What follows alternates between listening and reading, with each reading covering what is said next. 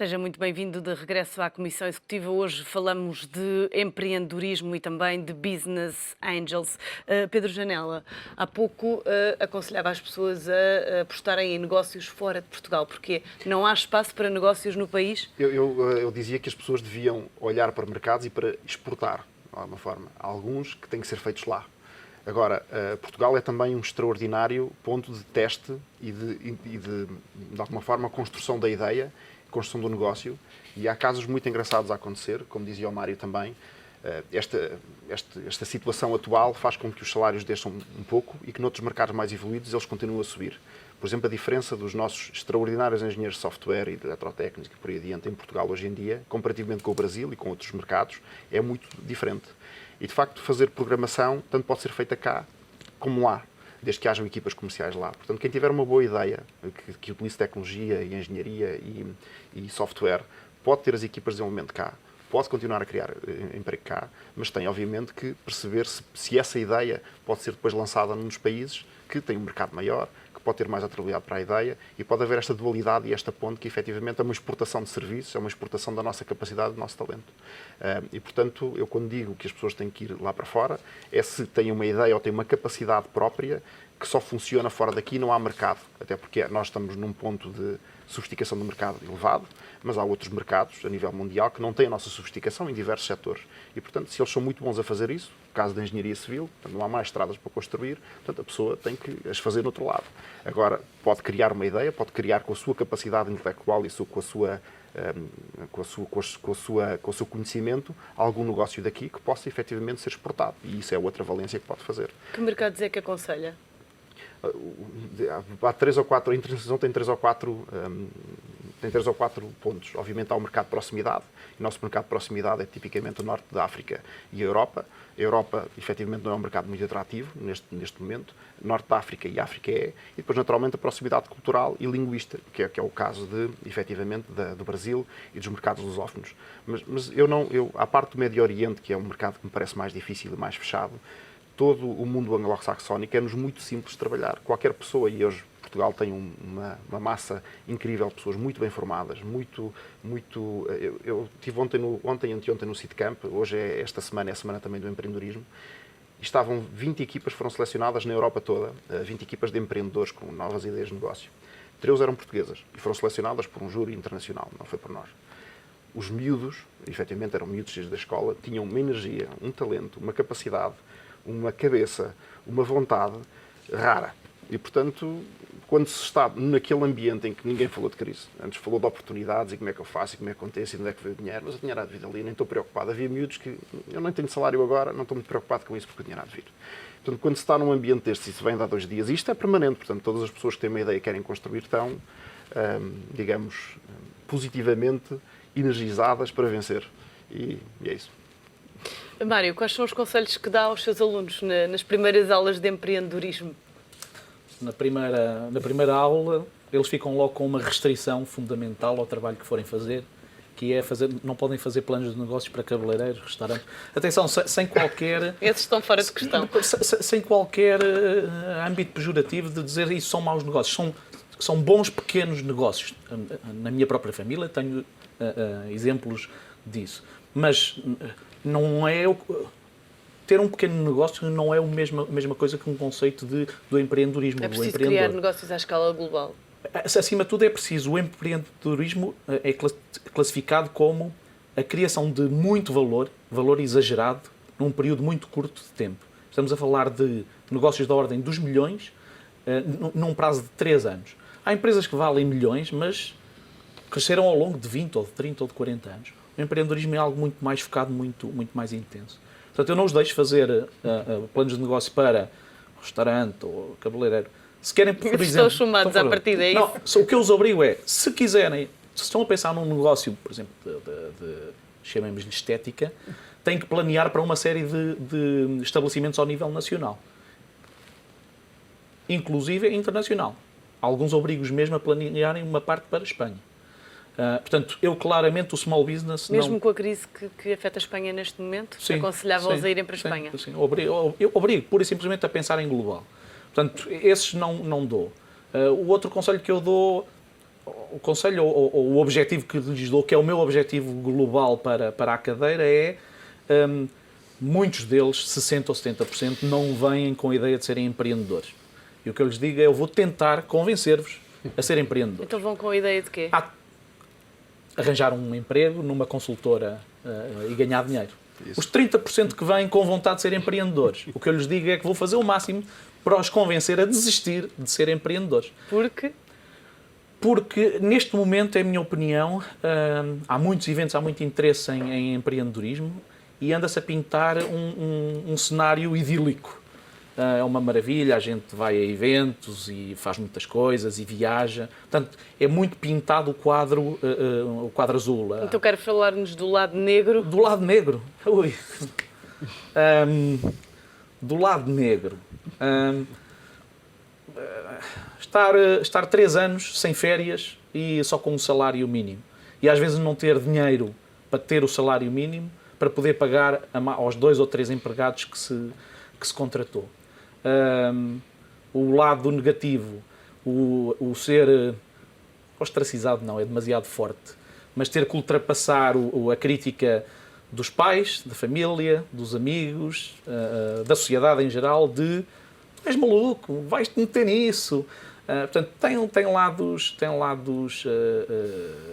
lados negativos e eu acho que esses devem também ser mencionados para não pintar um quadro demasiado dourado. Fazê-los compreender, fazer as pessoas que têm interesse em ser empreendedores, fazê-los compreender que em cada 10 projetos, 8, se não 9, vão morrer. Portanto, quando se dá como exemplos de sucesso, se fala no Mark Zuckerberg, ou no Bill Gates, ou no Richard Branson, são sempre referidos às partes de sucesso, mas as referências aos vários que caíram pelo caminho nunca são feitas. E houve, por exemplo, no caso do Mark Zuckerberg do Facebook, já havia redes sociais antes do Facebook. Morreram uma série delas. Portanto, acho que é importante não só chamar não só dar uma ênfase ou chamar a atenção das pessoas, das possibilidades, do gozo, enfim, do divertimento, do desafio que é ser empreendedor, mas também têm que perceber que isso também tem reflexos negativos. E mesmo esses exemplos de sucesso que referiu ainda agora, como o Bill Gates, etc., também terão tido, com certeza, obstáculos pelo caminho ou desafios. Claro. Carlos, quais foram as dificuldades que sentiu quando decidiu criar o seu negócio? Sim, as coisas, não temos até muitas razões de queixa, porque conseguimos ter quase tudo para começar, desde capital de risco, business angels, capital próprio, tivemos quase tudo. Agora, como o Mário dizia, também há entre 10 empresas, 8 ou 9 não conseguem avançar. E eu acho que isso é focar bem esse ponto e que os empreendedores tenham isso sempre presente, porque temos de ter sempre 2 planos, ou seja, as coisas podem correr bem e podem correr mal e muito mal. Dando o exemplo de Portugal e da Europa, quem começou em 2009 estava a esperar que o mercado reagisse de determinada forma, não aconteceu. E, portanto, tem que haver planos para combater isso. Depois, mesmo na internacionalização, o Brasil, por exemplo, é um mercado de proximidade que nós temos, por vários aspectos, e é muito apetitoso e é muito fácil arranjar investimento e conseguir investimento para avançar para o Brasil. Temos é que contar que as coisas, por vezes, não são... Há muitas barreiras à entrada, por exemplo, no Brasil. Nós, nos planos, nós em 6 meses vamos conseguir pôr tudo a funcionar. O produto já está a funcionar em Portugal, está tudo feito. Temos parceiros no Brasil, temos o contrato quase fechado e isto vai demorar 6 meses para arrancar. Depois não demora 6 meses, demora 1 ano e meio. Que é o nosso caso, nós estamos vamos agora começar e só agora é que praticamente temos tudo, desde a criação da empresa, que demora muitos meses, desde o fecho dos contratos. Uma multinacional não consegue fechar contratos porque tem que passar por vários países para serem assinados. Os licenciamentos no Brasil também são processos que demoram muito e, portanto, os empresários têm que estar preparados para que as coisas corram também mal. E isso é muito importante no planeamento, ou seja, temos de ter sempre 2 planeamentos e formas de conseguir depois fazer face a essas condicionantes. Francisco Benha, e quando um business angel investe num negócio que depois falha, quem é que assume os riscos do investimento? Assumimos todos, os empreendedores que na maior parte do tempo dedicaram uma parte da vida deles àquele projeto, e assumimos nós porque para além também do tempo perdemos o nosso dinheiro. E só por curiosidade, porque isso são dados concretos, mas cerca de 56% de investimentos não têm retorno positivo, zero. Mas há uma tendência interessante, que é cerca de 9% dos investimentos realizados pelos business angels acabam por ter resultados extremamente positivos que acabam por compensar todos os outros que perderam. E é por isso que é muito importante este nosso fundo de co-investimento, que permite, de alguma forma, aumentar a nossa possibilidade, enquanto investidores individuais, em fazermos portfólio, ou seja, com 100 mil euros eu posso investir, por exemplo, em 2 projetos, com 300 mil eu posso investir, por exemplo, em 10 projetos. E isso aumenta a minha probabilidade de ter sucesso. E isso é algo importante nesta questão do fundo de co-investimento. Queria também aproveitar só para dar uma nota relativamente àquilo que já foi afirmado e também transmitir aqui uma mensagem positiva. De facto, inclusivamente até é extremamente interessante, um dos nossos opinion makers mais conhecido, recentemente escreveu um artigo na Visão que lhe deu o nome o empreendedorismo, a Igreja Universal do Reino do Empreendedorismo, para de alguma forma ir de encontro àquilo que o Mário referiu, ou seja, está-se a apresentar o empreendedorismo como a solução de todos os males e não é nada disso. Portanto, nós que estamos aqui, já perceberam pelo perfil que nós temos, somos extremamente exigentes com aquilo que nos aparece.